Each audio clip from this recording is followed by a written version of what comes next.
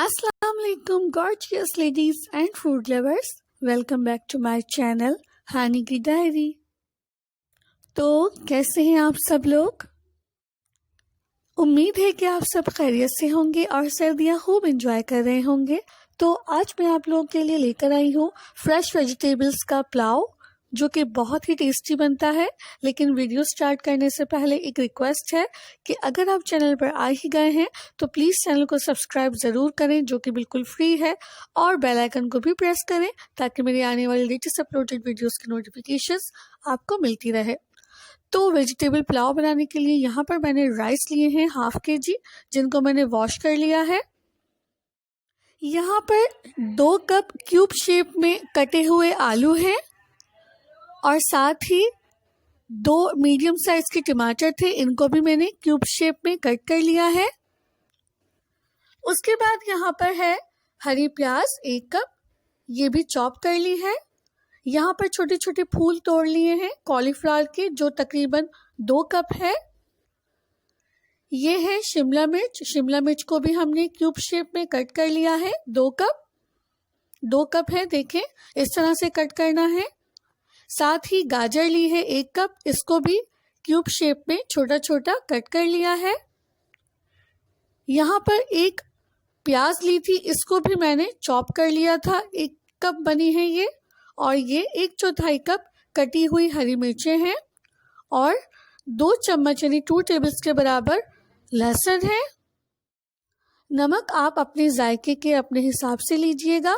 यहाँ पर 2 टीस्पून काली मिर्च का पाउडर है और 2 टीस्पून चिकन पाउडर है, जो कि मार्केट में आराम से मिल जाता है।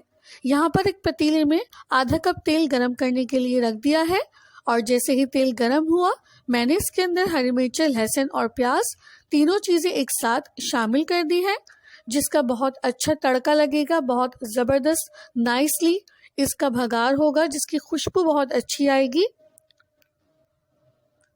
वैसे भी जब प्याज के साथ थोड़ी हरी मिर्चें शामिल की जाती हैं तो खुशबू बहुत अच्छी आती है। साथ ही अब हम इसके अंदर ऐड कर रहे हैं आलू। प्याज को हमने गोल्डन ब्राउन या कुछ भी नहीं किया है, बस हल्का सा सौते किया था और उसके बाद मैंने आलू शामिल कर दिए हैं।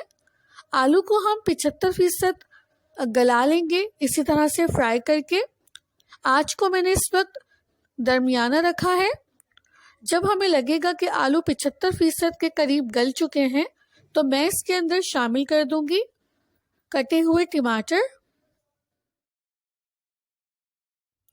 और टमाटर शामिल करने के बाद मैं इसको 5 मिनट फ्राई करूंगी मज़ीद, ताकि टमाटर हमारे नाइसली सॉफ्ट हो जाएं।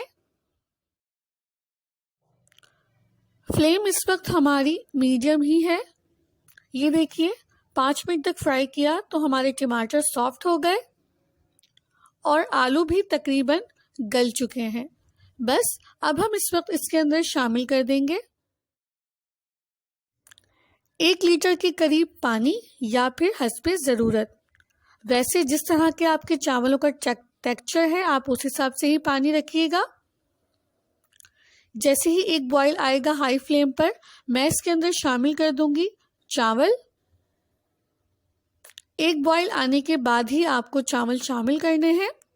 अब हम इसके साथ ही शामिल कर देंगे तमाम मसाले और ये तमाम सब्जियां। मसाले और सब्जियां शामिल करने के बाद इसको अच्छी तरह से मिक्स कर लेते हैं और हम इनको एक बॉईल आने तक फ्लेम को हाई कर देंगे।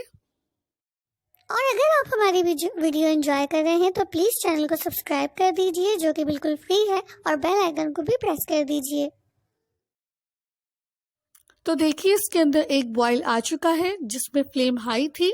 अब फ्लेम को थोड़ा सा कम करेंगे, ज़्यादा कम नहीं करना है, हल्का सा कम करके हम इसको जब तक पानी खुश्क नहीं हो जाता उस वक्त तक पकाएंगे और इस प्रोसेस में तकरीबन 10 मिनट लग जाएंगे।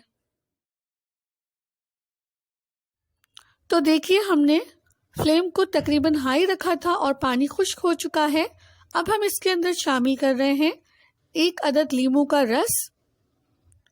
और नींबू का रस शामिल करने के बाद मैं इसको कवर करके स्टीम कुक करूंगी, यानी दम पर रख दूंगी 5 से 10 मिनट के लिए, ताकि पानी मुकम्मल तौर पर खुश्क हो जाए। तो तकरीबन 10 मिनट हो चुके हैं और अब हम कवर हटाकर देखते हैं तो हमारा वेजिटेबल पुलाव बिल्कुल रेडी है। एकदम मज़ेदार सा वेजिटेबल पुलाव बनकर तैयार है। आप जितने अच्छे चावल यूज़ करेंगे आपका वेजिटेबल पुलाव का टेक्सचर उतना ही अच्छा आएगा। तो यहाँ पर मैंने इसको सर्व करने के लिए इस तरह से सेट कर लिया है।